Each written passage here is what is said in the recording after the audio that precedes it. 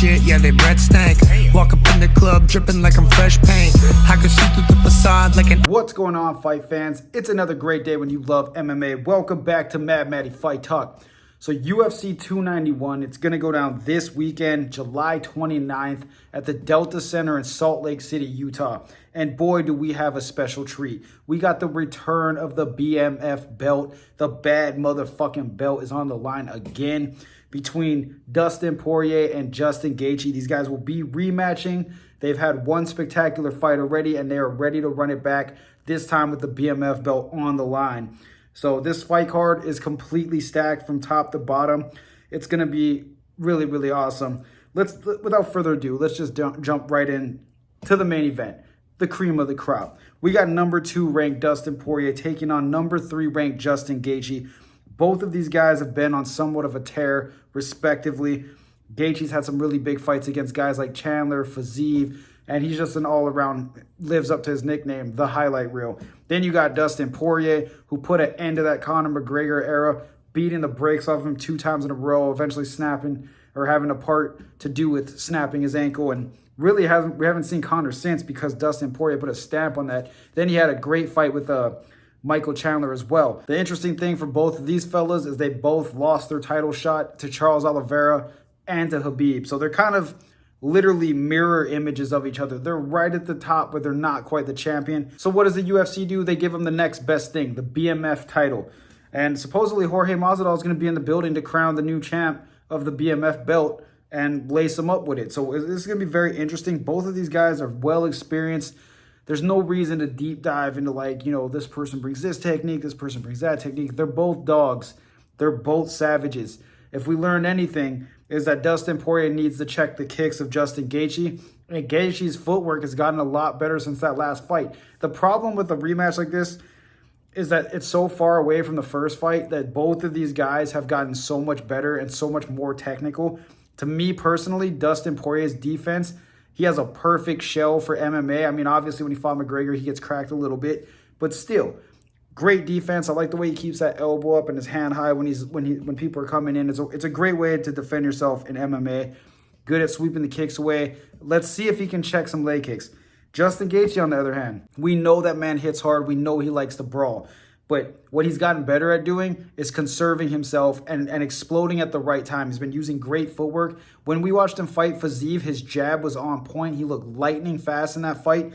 If he comes out like that, where he's landing jabs, mixing up the combos, landing some hard leg kicks, it might be a long night for Dustin Poirier. It really depends on what the game plan is for either one of these guys. Now, the real interesting thing would be if this fight ends up touching the ground. If I was Dustin Poirier, I feel like he has a jiu-jitsu advantage over Justin Gaethje, but Justin Gaethje is a great wrestler, so it's really hard to say what's going to happen in this fight. Me personally, if I had to put my money on it, I would be taking Dustin Poirier in this fight just because I think he's a lot more composed. He's been in a lot of big-time situations, and I feel like his boxing is on another level. If these guys sit in the pocket and exchange, I think Gaethje has the power, obviously could do some damage, but I think Poirier's defense and Poirier's boxing skill set is going to be very, very key to winning this fight. And I think Gaethje, he can be technical, but he's going to throw caution to the wind. He gets in that zone where he just can't help himself, and that's where Dustin Poirier is going to pick him apart. I got Dustin Poirier winning this fight, and I honestly got him winning by a 5-round decision because it's very hard to put either one of these gentlemen away. I think they're going to be very cautious, and I don't think this fight's going to touch the ground that often. I might be dead wrong about that, but judging off of how these gentlemen fight, I have this fight going the distance in a stand-up war. We'll see what happens, man. These are 2 great fighters, 2 bangers, man. I love watching both these guys fight. I'm just, as a fight fan, unbelievably hyped for this. Now we're going to move down to the co-main event, and this has really big implications, especially with what happened to Jamal Hill. You got number 3, Jan Blachowicz, taking on number 2, which is crazy to say, Alex Pereira. This is a great fight. You got Alex Pereira moving up after getting knocked out by Israel Adesanya right into basically a title contending fight against Jan Blachowicz, who just turned 40 years old.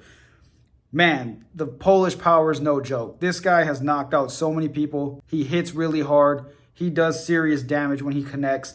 And he's very durable. He doesn't get the credit he deserves. We saw what happened when he fought Ankalaev and landed some nasty leg kicks, checked some kicks, hurt the shins, and Ankalaev had to rely on his wrestling. Now, it's very interesting to see how that's going to work against a guy like Alex Pereira, who is basically made of mahogany. This motherfucker is so strong, so tough, literally has a bag of stones tattooed on his hand because he cracks people and puts them out. Now, he is coming off of a knockout loss, but this guy's a world-class kickboxer. I don't think that affects him. I think he's going to come in ready to go, dangerous as always, looking sharp. I just think we're going to have to see what he looks like at 205. This is a big fight to be coming in right away to make your light heavyweight debut. I mean, he blew up on the scene in middleweight, so obviously they're going to try and get him into a title-style fight right away when he moves up to light heavyweight. This is a very, very hard fight to pick here because I really like Jan Blachowicz, but my money and my mind is telling me that Alex Pereira is going to knock Jan out. I just think if Pereira can crack him and land heavy like he normally does in most of his fights, he's going to definitely put the lights out. Now, if Jan touches Pereira's chin, judging off of how he got brutally knocked out by Israel Adesanya, who I don't really take for a guy that has, I mean, he has great technique, but I don't say he has the craziest knockout power. Jan might put his lights out, but I'm going to go with Pereira. My mind's telling me that he is going to be the one that lands the knockout blow. I got this fight ending in a third round KO. You can put your money on that. Alex Pereira is going to win this fight with third round KO. Now we move over to the welterweight division. You got number 7, Stephen Wonderboy Thompson, taking on number 15, Michel Pereira. This is another really, really good fight. Stephen Thompson had a really awesome main event fight against Kevin Holland where we saw Holland break his hand and pretty much, make it a stand-up fight. Now, Thompson, if Holland was willing to do some grappling, it could have made it interesting, but standing and banging with a guy like Thompson who has the karate that guy has, not really the smartest decision. And Thompson looked great. I mean, he had 2 bad losses to some wrestlers in Bilal Muhammad, and I believe Gilbert Burns was the other one. I could be wrong. But he lost to 2 guys that basically out-grappled the shit out of him. Now, Michel Pereira, he's going to be the kind of guy that wants to stand and bang and trade. He's been getting a lot better at incorporating the rest of MMA, wrestling, takedowns, clinch. But he is another guy who is very dangerous. That man's on a 5-fight win streak right now, and he's looking to get a big stamp on a big name like Stephen Wonderboy Thompson. Thompson needs to keep this fight standing. I hope he's been working on his takedown defense, and it's kind of crazy because he trains with Chris Weidman all the time that he allows these people to wrestle him like that. If Thompson keeps this fight standing, Pereira's very unorthodox, and he throws some real crazy shit, which I love. I'm a huge fan of. But against a guy who's as technical and as sound and has perfect technique like Wonderboy, I don't see that working out. So I'm going to take Stephen Thompson winning this fight by a second round KO. The first round, you know how Thompson does with his little karate boy stance, touches him, and starts landing. I think that's going to happen often. Now, Pereira's advantage is he's so unorthodox with the way he strikes and the way he moves. He's very unconventional. He might throw Thompson off, and I think he needs to try and do that and capitalize when Thompson's off balance, when he turns his back to him, when he misses one of his very flashy strikes. I think that's when he needs to jump on him, and he needs to follow the blueprint of how to beat Thompson. You need to stay on him, wrestle him, and hurt him when you can when you're close. And the clinch, ground and pound, he needs to make this a dog fight from inside the clinch, on the ground. He needs to keep this fight very close. Thompson, on the other hand, I really think he's learned. I think he's going to stay, keep his distance, and he's going to hurt this guy. I personally think Holland's a better striker than Pereira, but they don't have the same style. So I think Thompson's definitely going to knock out Pereira. I say second round. It's going to heat up in the first. Pereira's going to be flashy, do some crazy stuff. Then he's going to get caught. And then the second round is where Thompson's going to find the sweet home Alabama and end that shit. So I got Stephen Thompson winning by second round knockout. We move further down the fight card where we're going to have one of my favorite fighters, Bobby Green, taking on the legend, Tony Ferguson. This is another really, really good matchup. It's a good matchup for where these guys are at in their career. We saw Bobby Green get knocked out pretty bad from Drew Dober. That was a good fight up until that happened. And honestly, it looked like Bobby Green was putting a beating on Dober, and Dober dropped him and hurt him and finished the fight. So Bobby Green's hungry. That man's a man about his money. He likes to get paid to do this shit. Those are the kind of guys I like at this point in their career. They're not, whether he wants to be the champ or not, I can't really see. I'm sure every MMA fighter wants to be the champ at some point, but if you can't be the champ, you might as well make as much money as you can, which means that guy is going to be going for the finish at all times. He doesn't want to just go in there and get his win money. He wants to get $50K on top of that with a flashy knockout. And who better to do that against than somebody as dangerous as Tony Ferguson? Now look, Ferguson was he's nostalgic. He's one of the best fighters ever to be in the UFC. He had a crazy run, 12 victories, but then he met a guy named Justin Gaethje during the pandemic, and that fight changed his life. He hasn't been the same since. That was the worst I've ever seen him take. I mean, it was a good fight, but that was the worst beating I've seen him take, and eventually ended up losing the fight, and then he ended up losing another fight, and then getting knocked out by Chandler.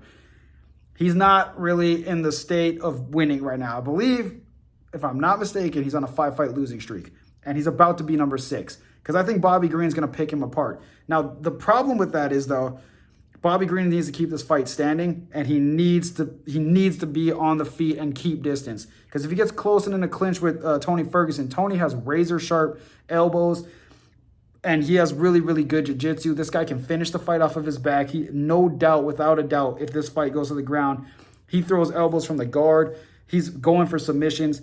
We saw what he did to Kevin Lee, tapped him out with a triangle. So we know Tony Ferguson is a finisher and is definitely going to be looking to do that. But he doesn't look as hungry as those times. Those were when he was motivated, he was hungry, he was going for the finish at all times, he was landing nasty strikes. He looks sloppy now.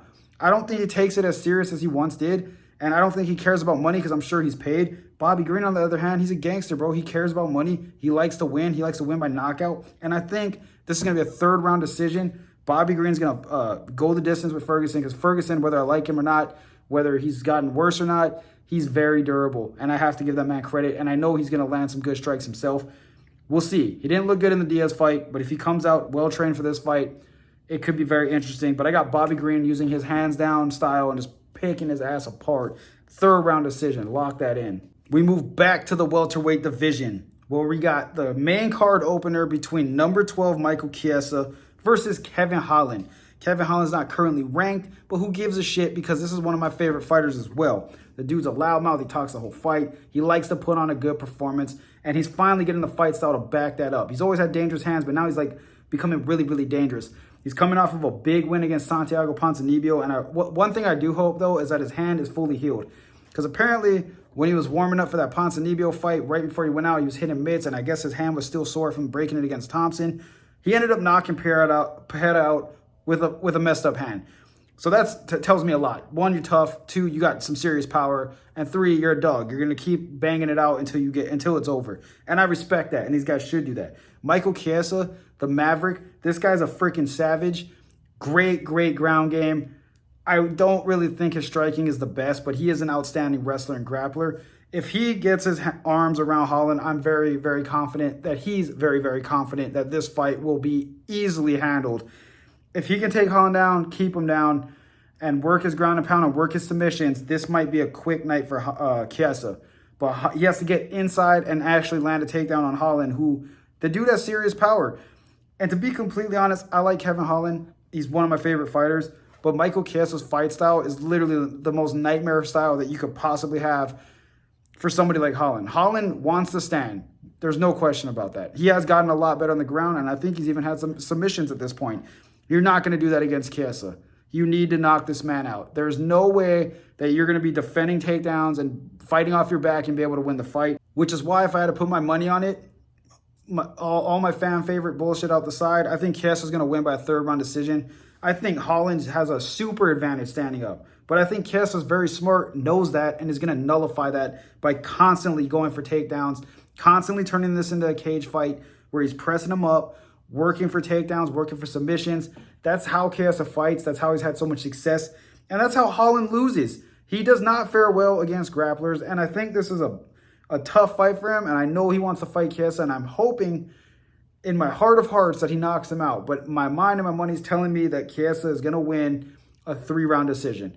So there it is, guys. That's my predictions for the main card at UFC 291. It's going down to Salt Lake City. And remember, the last time these guys went to Salt Lake, the elevation played a huge factor. I totally forgot to mention that in the beginning of the video.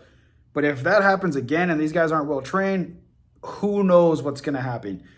But remember, they're in Salt Lake, high elevation, could be a game changer. Hopefully these guys are prepared properly. But those are my predictions. Hit me in the comments. Let me know what you guys think. Don't forget, like this video. Hit me with the subscribe if you like my content. Hit the bell icon to be notified when I drop more content. And I will see you guys on the next one. Haters talking shit, yeah, they breath stank. Walk up in the club dripping like I'm fresh paint. I can see through the facade like an